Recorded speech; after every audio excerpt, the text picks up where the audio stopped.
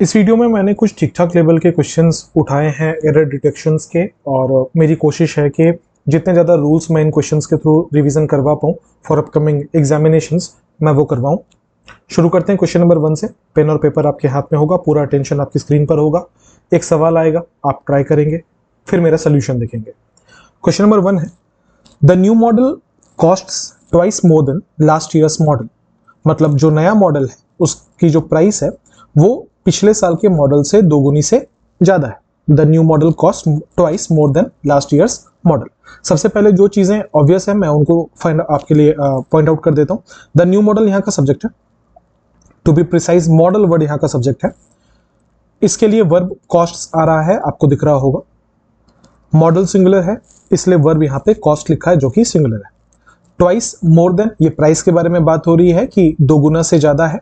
किससे कंपैरिजन हो रहा है? लास्ट ईयर के मॉडल से। ईयर के साथ बिल्कुल अपोस्ट्रोफी एस आ सकता है, टाइम बता रहा है ये, तो यहाँ पे कोई एरर नहीं है। तो अगर हम देखें तो द न्यू मॉडल कॉस्ट कोई एरर नहीं है, लास्ट ईयर्स मॉडल कोई एरर नहीं है। तो एरर कहाँ पर है? एरर है बी पार्ट में, ट्वाइस मोर देन, या फिर आंसर है नो एरर। अब देखो नो एरर ये है नहीं क्योंकि यहाँ पे एक एरर है, और अगर नहीं पता तो इसे नोट कर लेना। जब भी आप कोई ऐसे मल्टीपल फैक्टर्स बोलते हो ना, ट्वाइस बोल दिया, थ्राइस बोल दिया, 3 टाइम्स बोल दिया, तो इनके साथ ना मोर या लेस ये सब लिखना थोड़ा अवॉइड करना, ठीक है? ये ना ग्रामेटिकल नहीं होता। फिर कैसे लिखें इसको? अगर मैं ये कहना चाहता हूं कि उसके दोगुने दाम के बराबर है तो मैं इसको कैसे लिख सकता हूं? बहुत आसान है, आप इसको लिखो ट्वाइस एज मच एज, या फिर कभी कभी लिखा जाता है ट्वाइस व्हाट करके। पर हम इसके साथ मोर या लेस, एज आई सेड ये ग्रामेटिकल नहीं है, नेचुरल साउंड नहीं करता, तो हम इसके साथ मोर या लेस वगैरह जैसी चीजों का इस्तेमाल नहीं करते। एरर कौन से पार्ट में है? एरर है बी पार्ट में। आंसर ये है कि यहां से हम मोर देन को हटाएंगे और उसकी जगह पे एज मच एज कर लेंगे ताकि हमारा सेंटेंस सही साउंड करे। आसान सवाल था। क्वेश्चन नंबर 2 पर आते हैं। Gandhi ji always regretted for the fact that people gave him adulation while what he wanted was acceptance of his way of life. Gandhi ji को हमेशा अफसोस रहा कि लोग जो है वो उनको एडुलेशन देते रहे, उनकी प्रशंसा करते रहे, उनके फैन बनते रहे, जबकि असल में जो चाहते थे वो ये चाहते थे कि लोग उनके जीने का तरीका सीखें। मतलब जिस तरीके से वो जीते हैं लोग वो तरीका सीखें। हिंदी मतलब ये था। अब सेंटेंस चूंकि थोड़ा सा लंबा है तो मैं इसको आपके लिए डायसेक्ट करूंगा अलग अलग पार्ट्स में। अगर आप देख पा रहे हो तो इस सेंटेंस में 3 क्लॉज है। पहला क्लॉज क्या है? Gandhi ji always regretted for the fact. Gandhi ji को हमेशा अफसोस हुआ इस फैक्ट का। गांधी जी सब्जेक्ट है, रिग्रेटेड यहां का वर्ब है, ठीक है? द फैक्ट ऑब्जेक्ट का काम कर रहा है। किसके बारे में अफसोस की बात हो रही है? फैक्ट के बारे में। यहां से दूसरा, ये दैट कंजंक्शन था, यहां से दूसरा क्लॉज स्टार्ट था। पीपल गेव हिम एडुलेशन, लोग जो है वो उनकी तारीफ करते रहे। पीपल यहां का सब्जेक्ट है, गेव यहां का वर्ब है, हिम ऑब्जेक्ट है इनडायरेक्ट वाला, और एडुलेशन ऑब्जेक्ट है डायरेक्ट वाला, ठीक है? So people gave him adulation, लोगों ने उनको एडुलेशन दिया। वाइल कंजंक्शन है फिर से। What he wanted was acceptance of his way of life, जो उन्हें एक्चुअली चाहिए था वो था acceptance of way of life. ये तीसरा क्लॉज है जिसमें व्हाट ही वांटेड, अगर मैं मार्क करूं यहां पर, व्हाट ही वांटेड एक नाउन क्लॉज का काम कर रहा है जो कि यहां पर सब्जेक्ट भी है। उन्हें क्या चाहिए था? What he wanted was linking verb है, acceptance of his way of life. उन्हें क्या चाहिए था? कि लोग एक्सेप्ट करें उनके जीने के तरीके को, राइट? जिसका मतलब है व्हाट ही वांटेड एक छोटा सा क्लॉज भी और यहाँ पे नाउन क्लॉज का भी काम कर रहा है। तो पूरे सेंटेंस में कितने क्लॉज हुए? पूरे सेंटेंस में 3 क्लॉज हुए, राइट? अगर आप इसको भी क्लॉज जोड़ रहे हो तो फिर 4 क्लॉज हो गया। आई, ये तो हमने क्लॉज वाइज समझा। अब जरा एक बार फंक्शनैलिटी भी समझ लेते हैं। गांधी जी एज आई सेड यहाँ का सब्जेक्ट था। ऑलवेज रिग्रेटेड, रिग्रेटेड यहाँ का वर्ब था। किसको रिग्रेट किया? फैक्ट को रिग्रेट किया। कौन से फैक्ट को? अब इस फैक्ट को एक्सप्लेन करने के लिए एक रिलेटिव क्लॉज आया है, दैट, कौन सा fact? That people gave him adulation, कि लोग उनको एडुलेशन देते रहे। कौन से फैक्ट की बात हो रही है? उस फैक्ट की के, ये डिफाइनिंग क्लॉज है, पीपल गेव हिम एडुलेशन, लोग उनको एडुलेशन देते रहे, जबकि उसी का कंटिन्यूएशन है व्हाट ही वांटेड, जो उन्हें चाहिए था, was acceptance of his way of life, जो उन्हें चाहिए था वो था उनके वे ऑफ लाइफ का एक्सेप्टेंस। आइए अब इसमें ढूंढते हैं एरर कहां पर है। सबसे पहले जिस पोर्शन में कोई एरर नहीं है हम उसे मार्क आउट कर लेते हैं। लिखा है that people gave him adulation. People यहाँ का सब्जेक्ट है, गेव यहाँ का वर्ब है, सेंटेंस पास्ट टेंस में चल रहा था, रिग्रेटेड पास्ट था, तो ये पूरा पूरा सेंटेंस पास्ट टेंस में चल रहा था, गेव बिल्कुल सही है, कोई एरर नहीं है। वाइल जबकि व्हाट ही वांटेड जो उसे चाहिए था, यहां पे भी कोई एरर नहीं है। Was acceptance of his way of life, यहां पे भी कोई एरर नहीं। तो अभी तक हमने जो मार्कआउट किया यहां पे कोई एरर नहीं। अब देख लेते हैं, यहां पे लिखा था Gandhi ji always regretted for the fact. Gandhi ji को हमेशा अफसोस था इस बात का। अब या तो क्वेश्चन नो एरर है या तो पार्ट ए में एरर है, क्योंकि बी और सी तो हमने अलग अलग कर लिया, कहीं कोई एरर में दिखा नहीं। एक सेंटेंस लिखता हूं, जरा बताना इसमें क्या एरर है या ये सेंटेंस सही है क्या, समझ आ रहा है क्या आपको। मैं लिख रहा हूं आई रिग्रेटेड माई डिसीजन। तो मैंने ना कोई डिसीजन लिया, मैंने कोई एक निर्णय लिया था और मुझे उस पर बाद में बहुत अफसोस हुआ, तो मैं क्या कह रहा हूं, आई रिग्रेटेड माई डिसीजन, मुझे अपने डिसीजन पे अफसोस हुआ था। आई क्या है, सब्जेक्ट, रिग्रेटेड क्या है, वर्ब है, माई डिसीजन क्या है, ऑब्जेक्ट है। मैं क्यों इसे ऑब्जेक्ट बोल रहा हूं, इसीलिए क्योंकि अगर मैं आपसे पूछूं आई रिग्रेटेड व्हाट, तो इसका रिप्लाई दे रहा है कि आई रिग्रेटेड माई डिसीजन, इसका मतलब व्हाट का रिप्लाई आ रहा है माई डिसीजन से। हम जानते हैं जब भी हम किसी वर्ब से व्हाट पूछे और उसका जवाब जो मिले वो ऑब्जेक्ट कहलाता है, इसका मतलब ये वाला ऑब्जेक्ट है। अच्छा, अगर ये वाला ऑब्जेक्ट है तो क्या मैं ये बोल सकता हूं कि रिग्रेटेड एक ट्रांजिटिव वर्ब है, क्या मैं ये कह सकता हूं कि रिग्रेटेड एक ट्रांजिटिव वर्ब है, ये अपने बाद कोई ना कोई ऑब्जेक्ट ले रहा है। अच्छा, अगर मैं ये कह रहा हूं रिग्रेटेड यहां पे ट्रांजिटिव वर्ब है, तो क्या इसी के सिमिलर सेंस में ऊपर यूज किया गया था क्या सेंटेंस को, हाँ जी, बात तो वही है, मैंने अपने डिसीजन को रिग्रेट किया, गांधी जी ने एक फैक्ट को रिग्रेट किया, सिमिलर सेंस है। अच्छा, सिमिलर सेंस है तो यहां पे आई हटा के गांधी जी कर देते हैं, बात तो वही है ना। तो क्या है कि Gandhi ji regretted for the fact. अच्छा, यहां लिखा था गांधी जी regretted for the fact.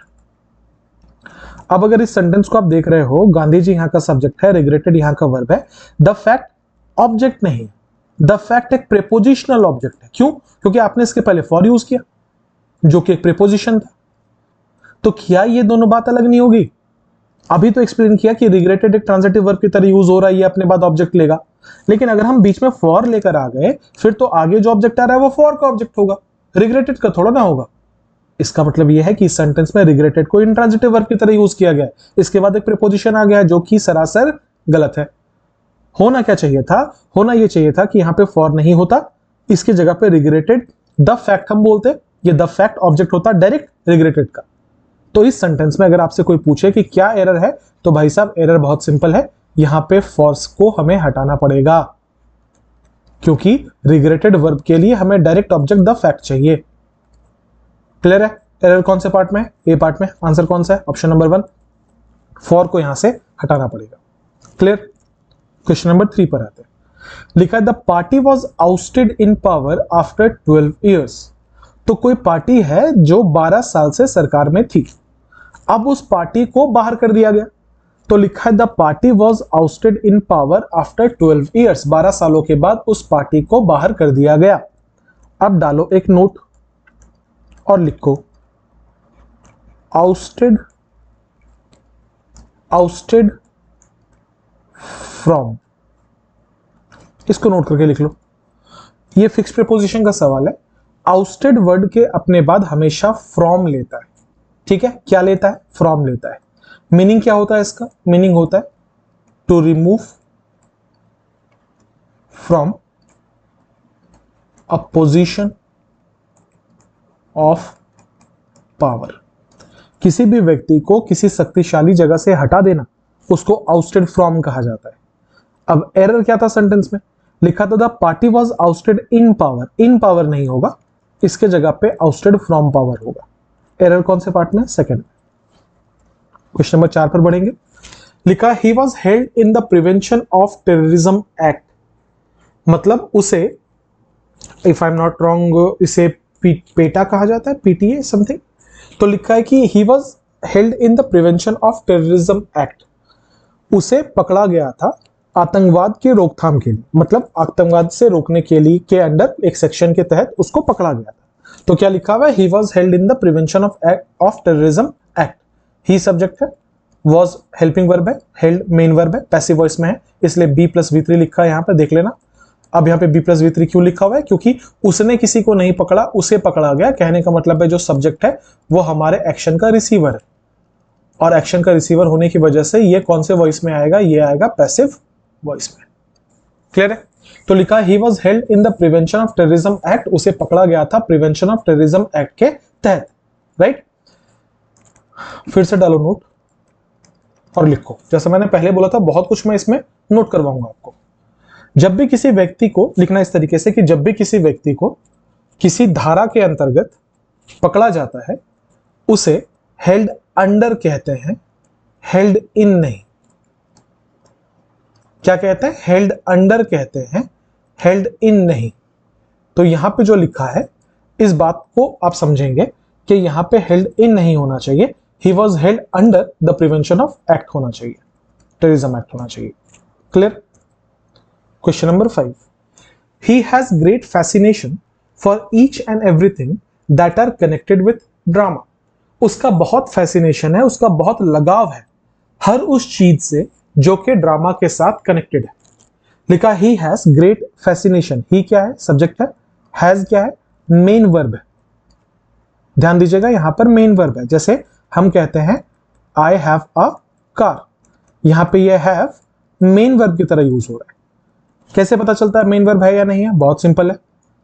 Has, have और हैड के बाद अगर V3 आ जाए तो समझ जाना ये हेल्पिंग वर्ब की तरह यूज हो रहा है,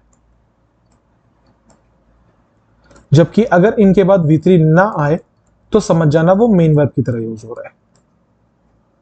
for example, I have a car and I have called you में हैव के इस्तेमाल में बहुत अंतर है। यहां पे have as a main verb use हो रहा है, कैसे पता चला? इसके बाद कोई V3 नहीं है। यहां पे ये as a helping verb use हो रहा है, कैसे पता चला? इसके बाद एक वर्ब का तीसरा फॉर्म है। ठीक है? तो यहां पे क्या लिखा होता है? He has great fascination. He के साथ हैज लगा है, बिल्कुल सही है। Has what? Great fascination, object का काम कर रहा है, बिल्कुल सही है। For each and everything, for each and everything, for preposition है, उसके लिए थिंग आया है, उसके लिए डिटरमिनर ईच एंड एवरी आया है, उसके लिए मीनिंग है कि उसका बहुत फैसिनेशन है हर उस चीज से, for everything that are connected with drama, जो के कनेक्टेड है ड्रामा के साथ। अब यहां पे जो that are connected with drama है, ये वाला रिलेटिव क्लॉज हो सकता है, या ऐसे कहो रिलेटिव क्लॉज है। कैसे? ये जो एवरीथिंग था ना, हर चीज, मैं कह रहा हूं उसका बहुत फैसिनेशन है हर चीज से। कौन सी चीज से? जो ड्रामा से कनेक्टेड है। For each and everything that are connected with drama. तो ध्यान दीजिएगा, ये जो दैट से स्टार्ट है रिलेटिव क्लॉज होने का एक प्रूफ है। दूसरा, ये इस थिंग नाउन के बारे में एक्स्ट्रा इंफॉर्मेशन दे रहा है, तो ये रिलेटिव क्लॉज बिल्कुल हो सकता है। तो लिखा है कि that are connected with drama. अब बात को समझेंगे। लिखा हुआ था that are connected with drama, ये दैट रिलेटिव प्रोनाउन जो है किसके लिए आ रहा है? थिंग के लिए आ रहा है। अच्छा, थिंग सिंगुलर है या प्लूरल है? सिंगुलर है, तो यहां आर कैसे होगा? आप जब ये आर दैट के लिए लिख रहे हो और दैट थिंग के लिए आ रहा है जो कि सिंगुलर है, क्योंकि ईच एंड एवरी के बाद का नाउन सिंगुलर होता है। अगर ये सिंगुलर है तो जो वर्ब यूज करेंगे वो भी क्या होगा? सिंगुलर होगा या नहीं होगा? तो लिखा था that are connected with drama, होना क्या चाहिए था? That is connected with drama. ये रूल हु पे भी लागू होता है, विच पे भी लागू होता है, कि इनके बाद जो वर्ब यूज होगा वो हमेशा एंटीसीडेंट के साथ नंबर में एग्री करता है। इसका एंटीसीडेंट कौन था? थिंग था। थिंग सिंगुलर था, इसलिए हमें इसको भी सिंगुलर रखना है। अगर यहाँ थिंग्स होता तो हम इसको भी प्लूरल रखते हैं, हालांकि थिंग्स हो नहीं सकता था, ईच एंड एवरी लिखा है, पर एग्जांपल के लिए समझ लेना कि अगर यहाँ प्लूरल नाउन है तो हम वर्ब को प्लूरल रखेंगे, अगर यहाँ सिंगुलर नाउन है तो हम वर्ब को सिंगुलर रखेंगे। तो आंसर कौन से पार्ट में है? ऑप्शन नंबर सी में। होना क्या चाहिए? आर के जगह पे इज। अगला, इट्स नो सीक्रेट। देखो, इट्स अपोस्ट्रोफी एस वाला और इट्स विदाउट अपोस्ट्रोफी वाला, दोनों में जमीन आसमान का फर्क होता है। जहां पे आप एपोस्ट्रोफी एस लिखते हो इसका मतलब होता है इट इज। जहां पे आप लिखते हो इट्स, ये एक पॉजेसिव एडजेक्टिव है या पॉजेसिव प्रोनाउन है, ठीक है, जिसका इस्तेमाल आमतौर पर एक नाउन के साथ या एक नाउन के बदले किया जाता है। फॉर एग्जाम्पल, मैं कह रहा हूं इट्स रेनिंग, तो मैं यहां पे पॉजेसिव वाला नहीं कहना चाह रहा उनका, क्योंकि इसका सेंस उनका वाला होता है या उसका वाला होता है। मैं ये नहीं कह चाहता उसका बारिश हो रही है, मैं ये नहीं कहना चाहता। यहां मैं कह रहा हूं इट इज रेनिंग, अभी बारिश हो रही है, ठीक है। अब मैं किसी पेन के बारे में कह रहा हूं कि इट्स कलर इज ब्लैक, कि उसका जो रंग है वो काला है, तो मैं इसको ऐसे थोड़ी ना बोलना चाहता हूं कि it is colour is black. देखो तो कोई सेंस है क्या इसका? कोई सेंस नहीं है ना। मैं यहां क्या कहना चाह रहा था? मैं यह कहना चाहता था इट्स कलर, ITS वाला इट्स कलर। ठीक है, तो यहां पे लिखा है इट्स नो सीक्रेट, क्या है? It is no secret. ठीक है, इट एक इंट्रोडक्टरी सब्जेक्ट है, इज लिंकिंग वर्ब है, नो सीक्रेट सब्जेक्ट कॉम्प्लीमेंट है, कोई एरर नहीं है। इट इज नो सीक्रेट, ये कोई सीक्रेट नहीं है। किसके बारे में बात हो रही है? दैट द प्रेसिडेंट, प्रेसिडेंट के आगे द लगा है, बिल्कुल सही है। वांट्स, प्रेसिडेंट यहां का सब्जेक्ट था, उसके लिए वर्ब वांट्स आया, सिंगुलर है, कोई एरर नहीं है। टू हैव, टू के बाद V1 आता है, V1 हैव है, बिल्कुल सही है। टू हैव व्हाट, ऑब्जेक्ट है। अ सेकेंड टर्म, एक दूसरा टर्म, कहां? ऑफिस में, ऑफ ऑफिस, कहीं कोई एरर नहीं है। आंसर क्या होगा? Option number D, no error. Clear? Question number 7, the letter has been written, I insist on it being sent at once. Letter जो है वो लिखा जा चुका है, मैं ये इंसिस्ट करता हूं कि इसे अभी तुरंत भेज दिया जाए। ठीक है, एक ईडियम होता है एट वंस, जिसका मीनिंग होता है इंग्लिश में इमीडिएटली और हिंदी में तुरंत। ठीक है, नोट कर लेना का नहीं पता है तो लिखा है the letter has been written. The letter क्या है? यहां का सब्जेक्ट है। हैज बीन रिटन, सिंगुलर था, सिंगुलर है। पैसिव वॉइस में है क्योंकि लेटर ने किसी को नहीं लिखा है, लेटर को लिखा गया है, इसलिए B प्लस V3 मतलब बिन प्लस V3। यहां तक कोई एरर नहीं है। आई इंसिस्ट ऑन, अब देखो इंसिस्ट के साथ ना दो चीजें मैंने आपको पहले भी पढ़ाई है। पहला ये, आप दैट लगा के एक पूरा सबऑर्डिनेट क्लॉज लगा दो, या दूसरा आप इंसिस्ट के बाद ऑन या अपॉन लगा दो। ये दोनों स्ट्रक्चर बनते हैं, एक बार बना के दिखा देता हूं। जैसे I insist that he work for me। ठीक है, मैं ये इंसिस्ट करता हूं कि वो मेरे लिए काम करे। या फिर I insist on या upon his working for me। मैं ये चाहता हूं, मैं ये इंसिस्ट करता हूं कि वो मेरे लिए काम करे। अब जो छोटी चीजें हैं पर आपको बहुत ज्यादा ध्यान रखनी है, जहां से एग्जाम में आजकल बहुत सवाल आ रहे हैं। जब आप इंसिस्ट लिखते हो ना, तो इसके साथ हमेशा प्रेजेंट सब्जेक्टिव मूड का यूज करना होता है। प्रेजेंट सब्जेक्टिव मूड का यूज करना होता है। और प्रेजेंट सब्जेक्टिव मूड ये कहता है कि आप जो भी वर्ब लिख रहे हो वो वर्ब हमेशा कौन से फॉर्म में होगा? बेस फॉर्म में होगा। कौन से फॉर्म में होगा? बेस फॉर्म में होगा। ठीक है, यहां क्या लिखा था? I insist that he work. अगर आपने इस वर्क को गलती से वर्क्स कर दिया तो समझ जाओ आपका सवाल गलत हो गया। अगर मैं यहां पे इंसिस्टेड लिख देता और आप इस पास्ट टेंस को देख के इसे वर्कड कर देते तो आपका आंसर गलत हो जाता। ये बात ध्यान रखनी है आपको कि इंसिस्ट के साथ हमेशा प्रेजेंट सब्जेक्टिव मूड लगता है, जिसका मतलब ये है कि आप यहां पे जब भी लिखोगे तो हमेशा इसे बेस फॉर्म में रखोगे। पहला स्ट्रक्चर है ये वाला, ये है फर्स्ट स्ट्रक्चर, इसको ध्यान रखेंगे। दूसरा, यहां से सवाल नहीं पूछा गया, लेकिन जैसा मैंने बोला क्वेश्चंस के थ्रू मैं रूल्स रिवाइज करवा रहा हूं, तो ये बड़ा इंपॉर्टेंट रूल है जिससे आजकल बहुत सवाल आ रहा है, तो इसको ध्यान रखना है। ठीक है, सेकेंड, आई इंसिस्ट ऑन या अपॉन, और उसके बाद आप जेरेंड का जो फॉर्म लिखना है वो लिखो। तो देखना आप यहां पे लिखा था आई इंसिस्ट ऑन या अपॉन वर्किंग फॉर मी, मैं चाहता हूं कि वो मेरे लिए काम करे। आ जाओ सवाल पे। लिखा था the letter has been written, I insist on, मैं इस चीज के ऊपर जोर डालता हूं, इट बीइंग सेंट। देख लेना ये बीइंग जो है ये जेरेंड है। ठीक है, बीइंग सेंट एट वंस, मैं चाहता हूं कि उसे तुरंत यहां से भेज दिया जाए। लेटर लिखा जा चुका है, मैं चाहता हूं कि उसे तुरंत यहां से भेज दिया जाए। अब आइए इसमें एरर देख लेते हैं। The letter has been written, यहां कोई एरर नहीं है। आई इंसिस्ट ऑन, कोई एरर नहीं है। अब या तो आंसर सी है या तो आंसर नो एरर। ध्यान देना जरा, मैंने जो लिखा था यहां पर, अगर आपने इस चीज को ध्यान से देखा होगा, ये वर्किंग जो था ये यहां का जेरेंड था, और उसके पहले मैंने क्या लिखा था? हिज। क्या लिखा था? हिज। क्या मैंने यहां पे हिम लिखा? नहीं। क्या मैंने यहां पे ही लिखा? नहीं। क्या लिखा मैंने? हिज। क्या रूल है? अगर हम किसी भी सेंटेंस में जेरेंड का यूज करते हैं तो उसके पहले अगर प्रोनाउन आ रहा है तो इस प्रोनाउन का पॉजिटिव, सॉरी, अगर एडजेक्टिव आ रहा है तो उसके पहले इसका पॉजिटिव केस में होना जरूरी है। क्या बोला मैंने? फिर से सुनो। अगर हम किसी सेंटेंस में जेरेंड लिख रहे हैं और उसके पहले कोई पॉजिटिव केस का एडजेक्टिव लिख रहे हैं, या अगर हम प्रोनाउन लिख रहे हैं, तो ध्यान रखना उसे आपको पॉजिटिव एडजेक्टिव वाले फॉर्म में लिखना पड़ेगा। जिसका मतलब है आप वहां पे हिम नहीं लिख सकते, आप वहां ही नहीं लिख सकते, आपको क्या लिखना पड़ेगा? हिज लिखना पड़ेगा। आए वापस सवाल पे। क्या लिखा हुआ था? The letter has been written, I insist on it being sent. अभी मैंने बोला कि ये वाला एक जेरेंड है, तो भैया अगर ये एक जेरेंड है तो इसके पहले इट कैसे लिखोगे? ये तो सब्जेक्टिव या ऑब्जेक्टिव फॉर्म में हो गया, नॉमिनेटिव या एक्यूजेटिव फॉर्म में हो गया, होना किस में था? पॉजिटिव फॉर्म में। तो एक्चुअली क्या होना चाहिए था? इट्स। क्या होना चाहिए था? इट्स। अब ये पढ़ने में बहुत अटपटा लग सकता है आपको, पर आंसर होगा ऑप्शन नंबर सी। यहां पे इट नहीं, इसके जगह पे इट्स होना चाहिए। The letter has been written, I insist on its being written at once. मैं चाहता बीइंग सेंट एट वंस, मैं चाहता हूं इसे तुरंत भेज दिया जाए। एरर ये है, यहां पे इट के जगह पे इट्स होगा। आई होप आपको ये पढ़कर मजा आ गया होगा, क्योंकि ऐसे रूल्स अगर एग्जाम में आ जाते हैं तो क्लिक नहीं होते एग्जाम में। मैं कोशिश कर रहा हूं कि आपके लिए इसको जितना कंसेप्चुअली और जितनी आसान भाषा में समझा पाऊं, ताकि एग्जाम में याद रहे। बाकी इंसिस्ट वाला बहुत इंपॉर्टेंट है, इस चीज को भी नोट कर लेना। क्वेश्चन नंबर 8 पर आते हैं।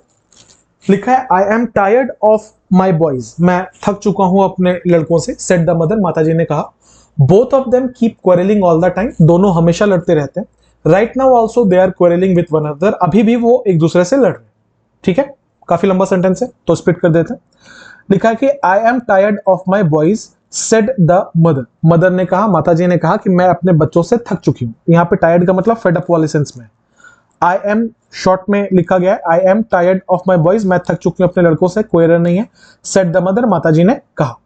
अच्छा ध्यान रखिएगा, यहां पे सेड को देख के ना इसे एम को वॉज मत कर देना। ये इन्वर्टेड कॉमा के अंदर दिख रहा है, ये किसी का नरेशन है। डायरेक्ट स्पीच में लिखा है, डायरेक्ट स्पीच में कुछ भी टेंस हो सकता है।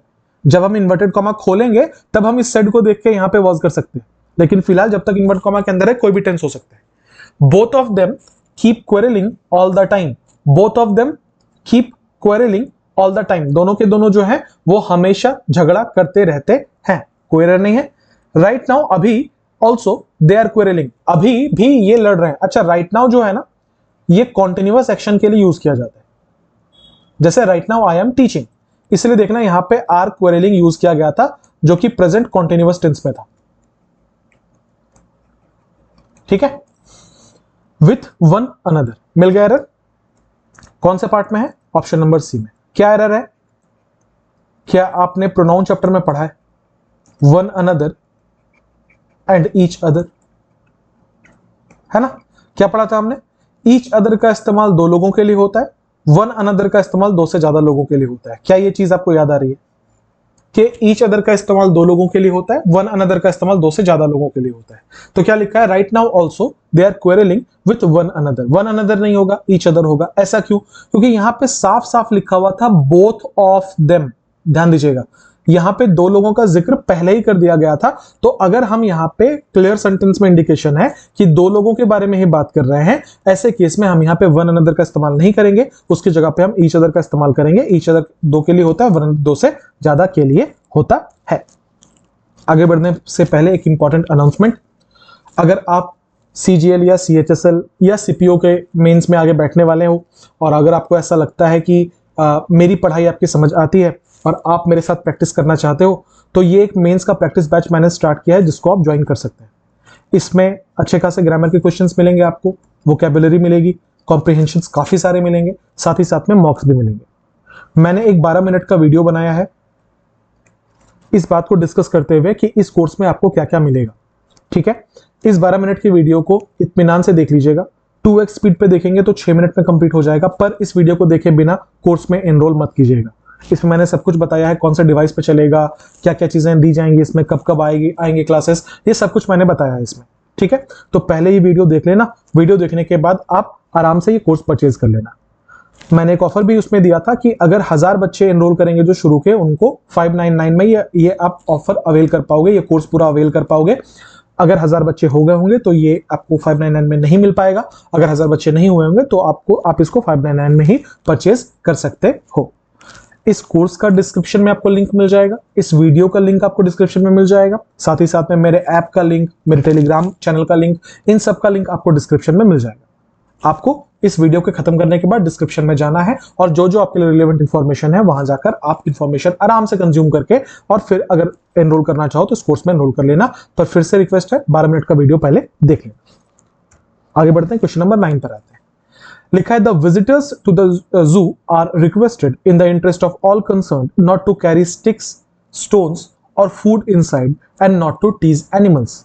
लिखा है कि जो विजिटर्स है ना, जो लोग घूमने आ रहे हैं जू में, इस चिड़ियाघर में जो लोग घूमने आ रहे हैं, उनसे ये रिक्वेस्ट है इन the interest of all concern, कि जितने भी लोग इससे रिलेटेड हैं उन सब की का ध्यान रखते हुए नॉट टू कैरी स्टिक्स, आप कोई छड़ी अंदर लेकर मत जाना, पत्थर अंदर लेकर मत जाना, भोजन अंदर लेकर मत जाना, और किसी भी जानवर को परेशान मत करना, है ना। कि जितने भी विजिटर्स हैं जू में, उन सब से ये रिक्वेस्ट है कि हम सब जो इस जू से कनेक्टेड लोग हैं, हम सब की भलाई के लिए, खुद की भलाई के लिए, आप अंदर कोई पत्थर, कोई भोजन, कोई स्टिक्स मत लेकर जाना और किसी भी जानवर को परेशान मत करना।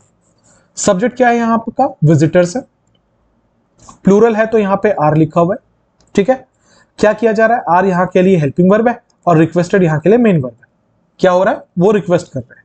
किसके लिए रिक्वेस्ट कर रहे हैं? जितने भी लोग हैं उन सब के लिए। तो इन द इंटरेस्ट, इन प्रीपोजिशन है उसका ऑब्जेक्ट है द इंटरेस्ट, ऑफ प्रीपोजिशन है उसका ऑब्जेक्ट है ऑल कंसर्न, ठीक है। इन the interest of all concern, जितने भी लोग इससे रिलेटेड है, नॉट टू कैरी स्टिक्स। अच्छा, इस बात का आप ध्यान रखेंगे कि टू कैरी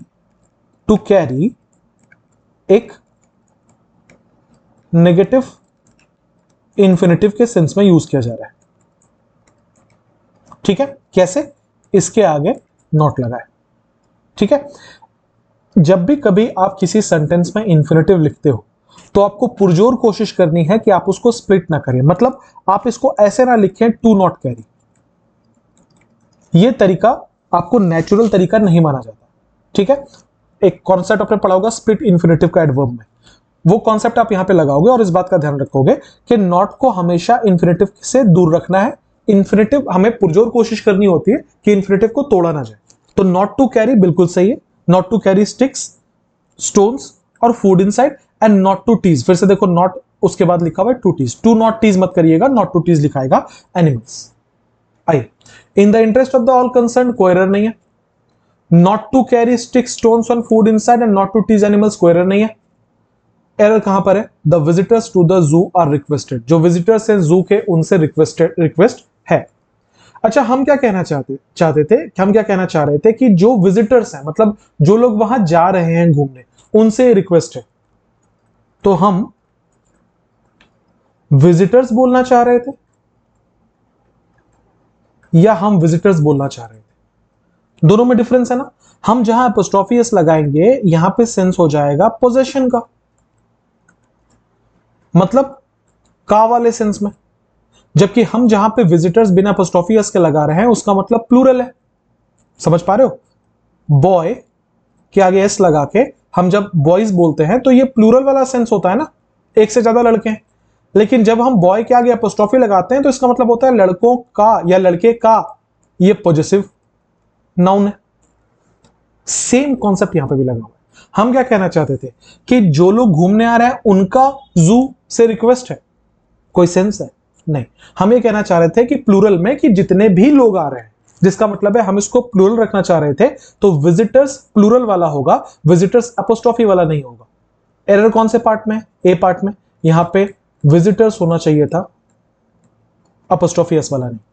क्लियर है? आगे बढ़े, क्वेश्चन नंबर 10 पर आते हैं। लिखा है the legendary hero laid down his precious life for our country. ये जो लेजेंडरी हीरो है, इन्होंने अपने जान, अपना जो बहुत कीमती जान था वो न्यौछावर कर दिया हमारे देश के लिए। लिखा है द लेजेंडरी हीरो, सब्जेक्ट है यहां का, lead down his precious life, lie down one's life, जिसका मतलब होता है किसी की भलाई के लिए जान दे देना। क्या लिखा हुआ है? Laid down his precious life, उन्होंने अपने जो जीवन था वो त्याग दिया हमारे देश के लिए। लाई डाउन वंस लाइफ होता है बिल्कुल, उसका पास्ट है laid down his precious life, कहीं कोई एरर नहीं है। आंसर क्या होगा? Option number D, no error. 11 पर आते हैं। Please note that the interview for the post shall be held on June 15, 2019 between 10 AM to 2 PM।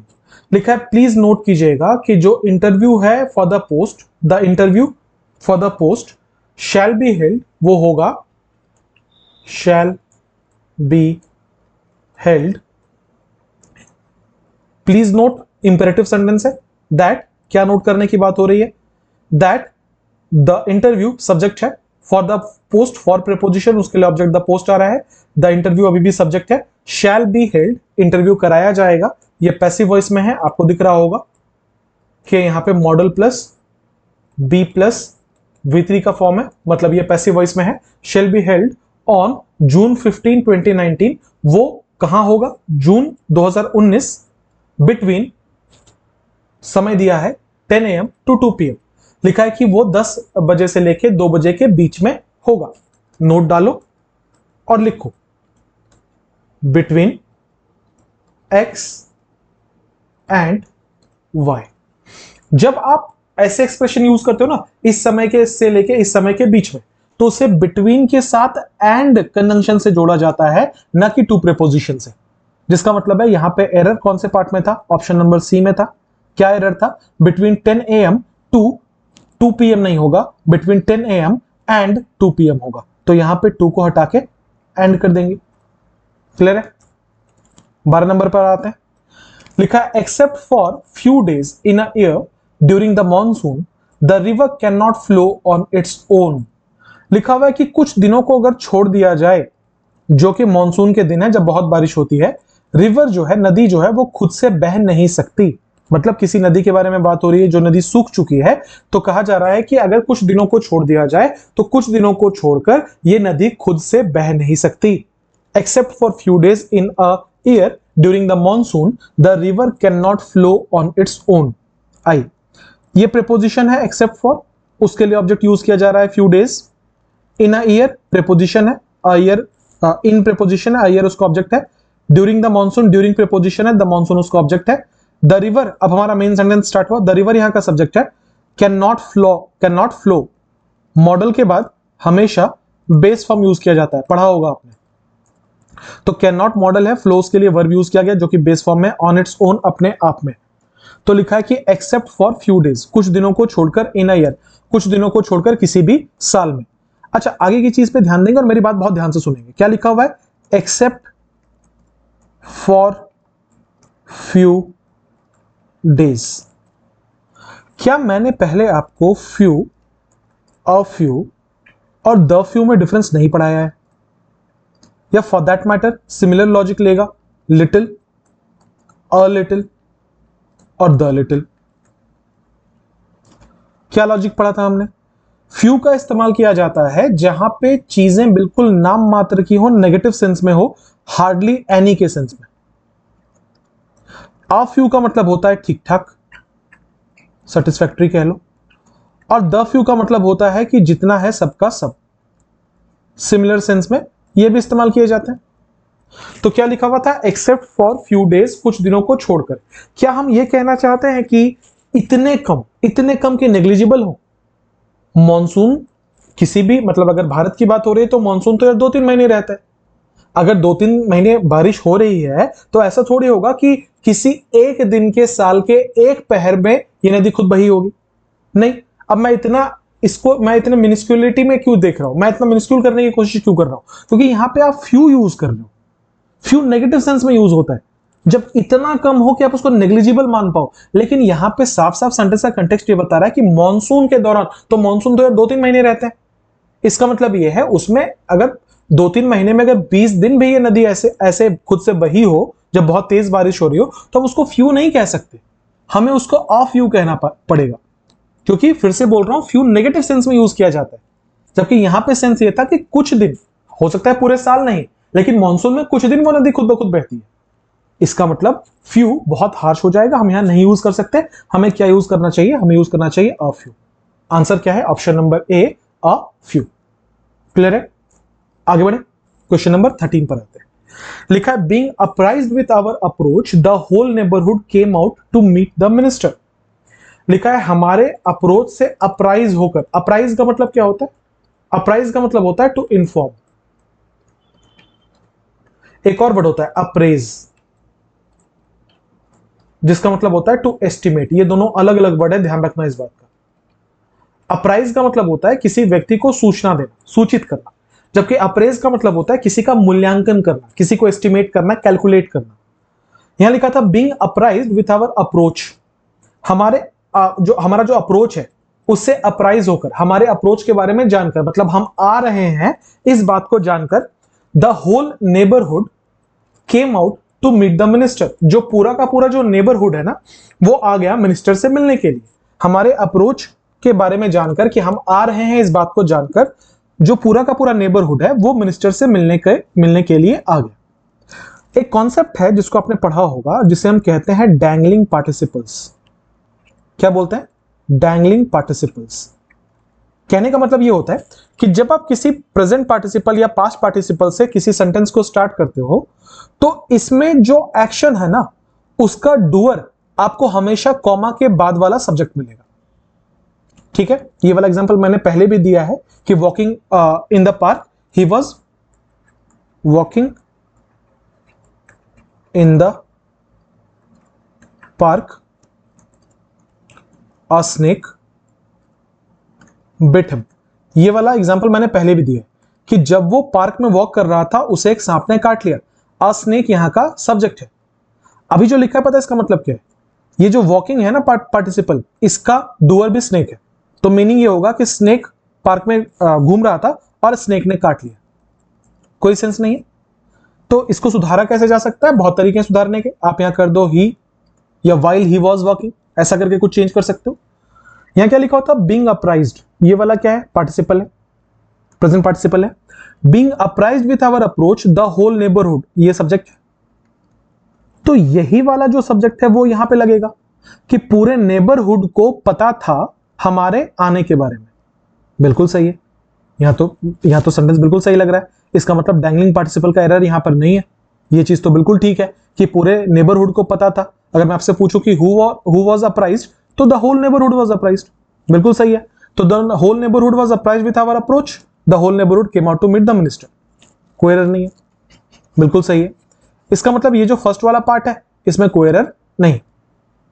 Being अप्राइज्ड यहां पे सही है ना। आगे, द होल नेबरहुड, कोई एरर नहीं है। Came out to meet the minister, बाहर आए मिनिस्टर से मिलने के लिए, कोई एरर नहीं है। बीइंग अप्राइज्ड, अभी हमने डिसाइड किया यहां पे कोई एरर नहीं है। अब या तो ये चीज में गड़बड़ है या तो आंसर है नो एरर। नोट डालो और लिखो अप्राइज समवन ऑफ समथिंग। किसी व्यक्ति को किसी चीज को लेकर सूचना देना या सूचित करना ऑफ कहलाता है। Apprise someone of something. तो यहां पे क्या लिखा हुआ था? Being apprised with our approach. Error है, हाँ जी एरर है। क्या एरर है? यहां पे ऑफ होना चाहिए था। एरर कौन से पार्ट में? फर्स्ट पार्ट में, being apprised of our approach the whole neighbourhood came out to meet the minister. I don't know आप नोटिस कर रहे हो या नहीं कर रहे। हमने अभी तक 13 क्वेश्चंस बनाए हैं। अगर मैं डायरेक्ट रूल्स की बात करूं तो 13 के 13 अलग क्वेश्चंस हैं। मतलब इसमें से शायद ही कोई सवाल होगा जो रिपीट हुआ होगा या जिसके रूल्स रिपीट हुए होंगे। जैसा मैंने वीडियो की शुरुआत में बोला कि मैं क्वेश्चंस के थ्रू चाहता हूं जितने वैरायटी ऑफ रूल्स मैं रिवाइज करवा सकूं उतने वैरायटी ऑफ रूल्स मैं रिवाइज करवा दूं। ठीक है। अब ऐसे कंटेंट मेरे चैनल पे आपको भरे पड़े मिलेंगे जहां पे मैंने बिल्कुल आउट ऑफ द बॉक्स जाकर कुछ नया करवाया है या फिर ऐसी चीजें करवाई है जो कन्वेंशनली आपको यूट्यूब पे नहीं मिलेगी। बाकी टीचर्स जो करवा रहे हैं वो भी अच्छा कंटेंट है, पर मेरा कंटेंट आपको थोड़ा हटके मिलेगा। ठीक है, टू द पॉइंट मिलेगा, बिना एक भी शेरो शायरी के मिलेगा, बीच में कोई बकवास नहीं होगी, और साथ ही साथ में इतना यूजफुल कंटेंट होगा कि अगर आप एक वीडियो देखो तो आपको समझ आ जाएगा कि आपने एक वीडियो के थ्रू कम से कम 50 ग्रामर के रूल्स रिवाइज कर लिए अगर मैं एरर के वीडियोस करा रहा हूं तो। ठीक है, इतनी मेहनत के लिए आपका अप्रिसिएशन बिल्कुल बनता है। तो अगर आपको मेरा कंटेंट अच्छा लग रहा है तो आप प्लीज कमेंट जरूर कर देना कि कंटेंट अच्छा है और आपको आगे भी ऐसे वीडियोस चाहिए। इसके साथ साथ चैनल को सब्सक्राइब जरूर कर लेना अगर आप एक नए व्यूअर हो तो, और अगर पुराने व्यूअर हो तो शेयर करने की जिम्मेदारी आपकी है। आपने ही मुझे बहुत कम समय में यहां तक पहुंचाया है, आगे पहुंचाना भी आपकी जिम्मेदारी है। तो अपनी मोरल रिस्पॉन्सिबिलिटी समझ के इस चैनल को शेयर कर देना। जिस भी लाइब्रेरी में पढ़ते हो, जहां पे भी ग्रुप स्टडी करने जाते हो, सबको इस चैनल के बारे में बताना ताकि सबको फायदा मिले। क्वेश्चन नंबर 14 पर आते हैं। लिखा, the celebrated grammarian Patanjali was a contemporary to Pushyamitra Sunga. लिखा है कि जो सेलिब्रेटेड ग्रामेरियन है पतंजलि, पतंजलि नाम है, सब्जेक्ट है। ठीक है, कौन थे ये? पतंजलि ग्रामेरियन थे। कैसे ग्रामेरियन थे? जिन्हें बहुत सेलिब्रेट किया गया था। तो ये जो सेलिब्रेटेड यहां पे लिखा है ना, ठीक है, ये सेलिब्रेटेड जो लिखा है यहां पर, ये एक्चुअली एक एडजेक्टिव का काम कर रहा है जो कि पास्ट पार्टिसिपल फॉर्म में है ना। जैसे आपने सुना होगा ना, कैंसल्ड टिकट। टिकट एक नाउन है और आप ये बोल रहे हो कि किस किस्म का टिकट है? जो कैंसल्ड है। तो ये क्या है? एडजेक्टिव है। हालांकि ये वर्ब कैंसल से बनकर आया है, और जब भी हम किसी वर्ब से कोई एडजेक्टिव बनाते हैं तो हम उसे, और वर्ब के थर्ड फॉर्म में बनाते हैं तो हम उसे पास्ट पार्टिसिपल कहते हैं। इतना तो आपको पता ही होगा। इसका मतलब ये वाला पास्ट पार्टिसिपल है, ठीक है। नाउन क्या था? ग्रामेरियन, ठीक है। नाम क्या बताया गया है? Patanjali. The celebrated grammarian Patanjali was linking verb है। कौन थे ये? A contemporary to Pushyamitra Singh. Contemporary का मतलब होता है समकालीन, जो उसी वक्त पे जी रहा है। तो लिखा है कि जो सेलिब्रेटेड ग्रामेरियन है पतंजलि, वो कंटेम्प्ररी थे पुष्यमित्र शुंग के, ठीक है। कंटेम्प्ररी थे पुष्यमित्र शुंग के। अच्छा, यहां लिखा है was a contemporary to, contemporary to, मिल गया? नोट डालो फिर से और लिखो। कंटेम्प्ररी टू नहीं होता, कंटेम्प्ररी ऑफ होता है। For example, Ranveer Kapoor is a contemporary of Varun Dhawan. Mahendra Singh Dhoni is a contemporary of Virat Kohli. Contemporary of का मतलब होता है समकालीन, उसी वक्त पे जीने वाली। यहां क्या लिखा था? The celebrated grammarian Patanjali was a contemporary to Pushyamitra Shunga. To नहीं होगा, इसके जगह पे होना चाहिए था कंटेम्प्ररी ऑफ। क्लियर है? 15. Buddhism teaches that freedom from desires will lead to escape suffering. लिखा है कि बुद्धिज्म जो है वो हमें सिखाती है कि जो फ्रीडम है ना, इच्छाओं से, डिजायर से, उससे हम किसी भी किस्म के सफरिंग से बाहर निकल सकते हैं। मतलब हम लोग जो झेलते हैं अपने जीवन में ना, उस चीज से बाहर निकला जा सकता है अगर आप इच्छाओं से अपने आप को मुक्त कर दे तो लिखा है कि Buddhism teaches that freedom from desires will lead to escape freedom. Buddhism क्या है? यहाँ का सब्जेक्ट है। टीचेस क्या है? यहाँ पे वर्ब है। टीचेस व्हाट अगर मैं बोलूं तो एक पूरा का पूरा नाउन क्लॉज लगा हुआ है इसके बाद, जो कि ऑब्जेक्ट का काम कर रहा है। मतलब दैट से लेकर सफरिंग तक पूरा पूरा ऑब्जेक्ट का काम कर रहा है। खैर, दैट यहां पे सबऑर्डिनेट क्लॉज के लिए कंजंक्शन लगाया गया है। फ्रीडम फ्रॉम डिजायर्स, फ्रीडम क्या है? यहाँ का सब्जेक्ट है। फ्रॉम प्रेपोजिशन है जिसके लिए ऑब्जेक्ट डिजायर्स आ रहा है, ये प्रेपोजिशनल फ्रेज है। विल लीड, सब्जेक्ट क्या था? फ्रीडम। ये क्या है? वर्ब। विल एक मॉडल है, हमने पढ़ा है मॉडल के बाद हमेशा बेस फॉर्म होता है, पढ़ा है ना। तो विल के बाद क्या है? लीड है। तो क्या लिखा होता है? Buddhism teaches that freedom from desires will lead to escape suffering. लिखा will lead to escape suffering.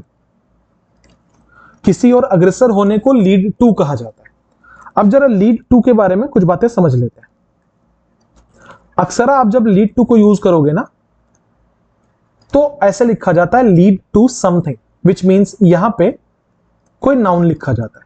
For example, his arrogance led to his downfall. क्या कह रहे हैं कि उसका जो एरोगेंस है ना, वो उसको ले डूबा। तो लेड टू के बाद आप क्या लिख रहे हो? हिज डाउनफॉल, जो कि एक नाउन फ्रेज है, एक नाउन फ्रेज है ना। इट लेड टू वॉर, क्या लिख रहे हो? वॉर, जो कि एक नाउन है। तो पॉइंट मेरा यह है कि लीड टू के बाद आप आमतौर पर एक नाउन लिखते हो। अब जरा आप सेंटेंस को एनालाइज करना। लिखा हुआ था will lead to escape suffering. Lead to escape, यार एस्केप तो वर्ब होता है, जिसका मतलब होता है कहीं से बच निकलना। For example, to escape death, to escape war, to escape freedom, इस तरीके से हम लोग यूज करते हैं। ये वाला तो वर्ब है। तो क्या लिखा होता? Buddhism teaches that freedom from desires will lead to escape suffering. गलत है या नहीं है? 100% गलत है, गलत है।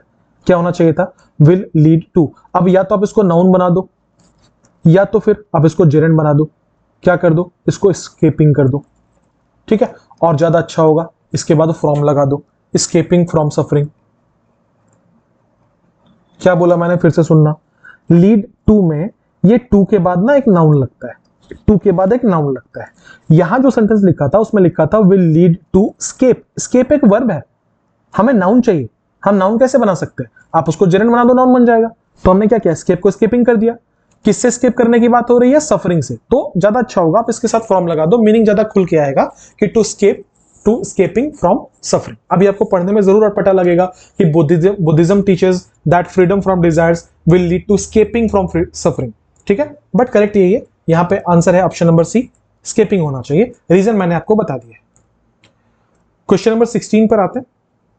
लिखा है there are 100 of superstitions which survive in the various parts of the country. लिखा है कि ऐसे बहुत सारे सुपरस्टिशंस हैं जो कि सर्वाइव करते हैं दुनिया के डिफरेंट पार्ट्स में, सॉरी देश के डिफरेंट पार्ट्स में। लिखा है देयर आर 100 ऑफ सुपरस्टिशंस, सैकड़ों ऐसे सुपरस्टिशंस है विच सर्वाइव। अच्छा, ये विच से स्टार्ट हो रहा है, इसका मतलब रिलेटिव क्लॉज है आगे, है ना। किसके लिए आ रहा था, सुपरस्टिशंस के लिए। सुपरस्टिशंस के बारे में एक्स्ट्रा इंफॉर्मेशन हमें दी जा रही है यहां पर। सुपरस्टिशंस प्लूरल था तो उसके लिए देखो यहां पे सर्वाइव प्लूरल आया हुआ है, तो ये बात बिल्कुल ठीक है। Which survive in preposition the various parts of the country, जो कि various parts of the country में सर्वाइव करता है। तो लिखा है there are 100 of superstitions, there are 100 of superstitions. ये एक्सप्रेशन ना गड़बड़ है। क्या गड़बड़ है, आपने पढ़ा होगा, नहीं पढ़ा तो मैं बता देता हूं। या तो आप इसको ऐसे लिखो 100 ऑफ सुपरस्टिशंस, या तो फिर आप इसको लिखो हंड्रेड्स ऑफ सुपरस्टिशंस। आप ना इसको ऐसे नहीं लिख सकते कि इसके आगे आपने बिना अ के भी लिख दिया और इसको प्लूरल भी नहीं किया। यहां लिखा था 100, गलत है। या तो इसको बोलो आप 100, या तो फिर आप इसको चेंज करके बोल दो हंड्रेड्स। तो लिखने का जो तरीका होता है, जब भी आप 100 वगैरह लिखते हो, या तो 100 होगा या तो हंड्रेड्स होगा। यहां क्या लिखा हुआ था, देयर आर 100 ऑफ सुपरस्टिशंस, बिल्कुल एरर है।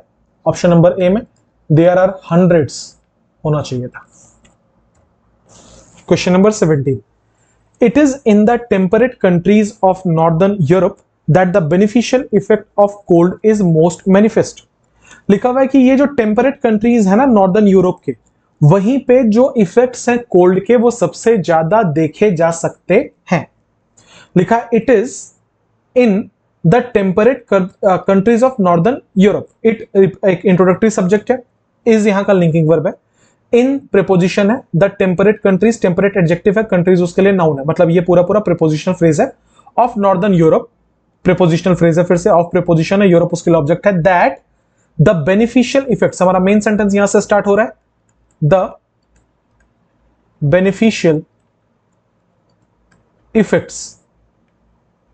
इफेक्ट्स हमारा सब्जेक्ट है, बेनिफिशियल उसके लिए एडजेक्टिव का काम कर रहा है। पूरा मिला के ये एक नाउन फ्रेज है ना। ऑफ कोल्ड प्रीपोजिशन उसका object, is most manifest, is most manifest, ठीक है। इज क्या है, लिंकिंग वर्ब है। मोस्ट सुपरलेटिव बनाने का काम कर रहा है, सुपरलेटिव बनाने का काम कर रहा है। और मैनिफेस्ट क्या है यहां पर, एडजेक्टिव है। मैनिफेस्ट यहां पर क्या मीनिंग कन्वे कर रहा है, something that is clearly something that is clearly noticeable और something that is very obvious। देखो मैनिफेस्ट ना दो सेंस में यूज किया जाता है। पहला सेंस होता है जहां पे आप इसको वर्ब की तरह यूज कर रहे हो। तो जब आप मैनिफेस्ट को वर्ब की तरह यूज कर रहे हो, इसका मतलब होता है कुछ होने के लिए आप जब दुआ करते हो या आप चाहते हो कि कुछ हो जाए, ऐसा बोलना उसको मैनिफेस्ट कहते हैं। जैसे मैं कह रहा हूं कि मेरा चैनल बहुत बड़ा हो जाएगा, ये मैं मैनिफेस्ट कर रहा हूं, ठीक है, कि फ्यूचर में ऐसा हो जाए। दूसरा, आप इसको एडजेक्टिव की तरह भी यूज कर सकते हैं, नहीं पता होगा तो नोट कर लेना। एडजेक्टिव की तरह आप जब यूज करते हो उसको, तो इसका मतलब होता है कोई ऐसी चीज जो बिल्कुल क्लियरली विजिबल हो, बिल्कुल क्लियरली नोटिसेबल हो या ऑब्वियस हो। यहां पे वही सेंस में यूज किया गया था कि जो बेनिफिशियल इफेक्ट्स हैं ठंडी के, कोल्ड के, वो सबसे ज्यादा क्लियरली विजिबल है। आज अब इसमें एरर क्या है, लिखा था it is in the temperate countries of northern Europe that the beneficial effects. अच्छा, यहां का सब्जेक्ट क्या था? इफेक्ट्स। अगर हम इफेक्ट्स बोल रहे हैं तो ये प्लूरल नाउन है या नहीं है? जिसका मतलब है हमारा जो सब्जेक्ट है वो प्लूरल में है या नहीं है? बिल्कुल है। अगर हमारा सब्जेक्ट प्लूरल में है तो जो वर्ब हम लोग यूज करेंगे वो क्या होना चाहिए था? प्लूरल होना चाहिए था। क्या वर्ब आ रहा था इसके लिए? इज। सिंगुलर है या नहीं है? बिल्कुल है। एरर क्या होगा इसके जगह पे? आर होना चाहिए। Option number C. बहुत आसान सवाल है, पर अगर आप यहां तक पहुंच पाए तो। आगे बढ़ते हैं, क्वेश्चन नंबर 18 पर आते हैं। लिखा है the effects of female employment on gender equality now appear to be trickling at the next generation. बहुत बढ़िया सवाल है। क्या लिखा हुआ है? The effects of female employment, जो फीमेल एम्प्लॉयमेंट का जो प्रभाव था जेंडर इक्वालिटी के ऊपर, मतलब पुरुष और महिला बराबर हैं, इसके ऊपर जो प्रभाव था फीमेल एम्प्लॉयमेंट का, now appear to be trickling, अब ये ऐसा दिख रहा है कि ये फ्यूचर जनरेशंस तक पहुंच रहा है, eight the next generation. I sentence को डायसेक्ट करते हैं। द इफेक्ट्स यहां का सब्जेक्ट था, ऑफ फीमेल एम्प्लॉयमेंट, ऑफ क्या है? प्रेपोजिशन है, एम्प्लॉयमेंट क्या है? उसके लिए ऑब्जेक्ट है। ऑफ फीमेल एम्प्लॉयमेंट, प्रेपोजिशन उसके बाद ऑब्जेक्ट है। On gender equality, on preposition है, इक्वालिटी उसका ऑब्जेक्ट है, on gender equality. Now appear to be trickling, यहां का सब्जेक्ट क्या था? इफेक्ट्स, जो कि प्लूरल था, और इसके साथ हम वर्ब क्या यूज कर रहे हैं? अपीयर, जो कि प्लूरल है। इसका मतलब इफेक्ट्स और अपीयर ये दोनों होगा। इफेक्ट्स प्लूरल है, ये भी प्लूरल है। ठीक है। The effects of female employment on gender equality now appear to be trickling at the next generation, वो अगले जनरेशन तक पहुंच रहा है। डालो नोट। एरर मिल गया है, बता रहा हूं एरर कहां पर है। अगले जनरेशन तक कुछ पहुंचने को ना ट्रिकलिंग डाउन टू कहा जाता है। क्या कहा जाता है? Trickling down to. एरर कौन से पार्ट में है? सी पार्ट में। यहां ट्रिकलिंग एट नहीं होगा, इसके जगह पे ट्रिकलिंग डाउन टू होगा। जरा एक मैंने इसके लिए, चूंकि नई चीज थी तो मैंने सोचा एक शॉर्ट नोट बना दूं, एक बार शॉर्ट नोट देख लो। ट्रिकल डाउन का मतलब होता है किसी चीज का धीरे धीरे नीचे तक पहुंचना, या फिर नीचे के जो डाउनवर्ड चीजें हैं उस तक आराम, मतलब धीरे धीरे आहिस्ता आहिस्ता वहां तक असर दिखाना। क्या लिखा है? धीरे धीरे नीचे तक पहुंचना या नीचे के स्तर तक असर फैलाना। Example, economic benefits often trickle down to poorer sections of society. जो फाइनेंशियल बेनिफिट्स हैं, जो इकोनॉमिक बेनिफिट्स हैं, वो अक्सर धीरे धीरे नीचे वाले जो लोग हैं, जो पुअर, जो गरीब लोग हैं, उन तक ट्रिकल डाउन होते हैं। नीचे वाले नहीं, गरीब बोलना चाह रहा था, गलती से मेरे मुंह से नीचे वाला निकल गया। तो ये ट्रिकल डाउन हो रहे हैं गरीब लोगों तक। तो क्या लिखा हुआ है कि economic benefits often trickle down to poorer sections of society, कि जो इकोनॉमिक बेनिफिट्स हैं वो जो हमारे गरीब तबके के जो लोग हैं उन तक पहुंच रहे हैं, धीरे धीरे पहुंच रहे हैं, धीरे धीरे नीचे उतर रहे हैं, उसको ट्रिकल डाउन कहा जाता है। Modern values are slowly trickling down to rural communities. जो मॉडर्न वैल्यूज हैं वो धीरे धीरे नीचे आ रहे हैं रूरल कम्युनिटीज तक। New technology has begun to trickle down on everyday users. जो रोजमर्रा के जो यूजर्स हैं, नई टेक्नोलॉजी उन तक ट्रिकल डाउन हो रही है, उन तक पहुंच रही है। कहां यूज किया जाता है इसको? तो ये इकोनॉमी और वेल्थ डिस्ट्रीब्यूशन में, सोशल चेंजेस में, जनरेशनल इन्फ्लुएंस में, ऐसी जगहों पे इसका इस्तेमाल आपको अक्सर दिख जाए। पॉइंट ये है कि ट्रिकल डाउन टू होगा, यहां ट्रिकलिंग एट लिखा हुआ था, जो कि आंसर नहीं था। Answer option number 3। आप बोलोगे सर पता कैसे चलेगा? ऐसे तो दुनिया के बहुत सारे फ्रेजल वर्ब हैं। तो बच्चे ये सब रीडिंग से पता चलेगा। मुझे भी कोई सपना नहीं आया था, रीडिंग इतना ज्यादा रीडिंग करता हूं या रेगुलर बेसिस पे किया है कि ऐसे किस्म के फ्रेजल वर्ब्स खुद ही जुबान पर आ जाते हैं कि कहीं तो पढ़ा है ट्रिकल डाउन, और वहीं से आप ऐसे एरर्स पकड़ पाओगे। अगला लिखा है, since the 15 minutes that she drives she confesses that she feels like a woman with wings. लिखा है कि 15 मिनट जो वो ड्राइव कर रही थी ना, उन्होंने ये माना है कि उस वक्त पे उन्हें फील हो रहा था कि वो एक ऐसी महिला है जिसके पंख लगे। तो लिखा है since the 15 minutes that she drives, उन 15 मिनट में, जिन 15 मिनट्स में वो ड्राइव करती है। ठीक है, शी यहां का सब्जेक्ट था, ड्राइव्स यहां का वर्ब था, मिनट्स के लिए यूज किया जा रहा था इसे एक्सप्लेन करने के लिए कि कौन से 15 मिनट की बात हो रही है। तो रिलेटिव क्लॉज लगा के बोला गया वो 15 मिनट जिसमें वो ड्राइव करती है।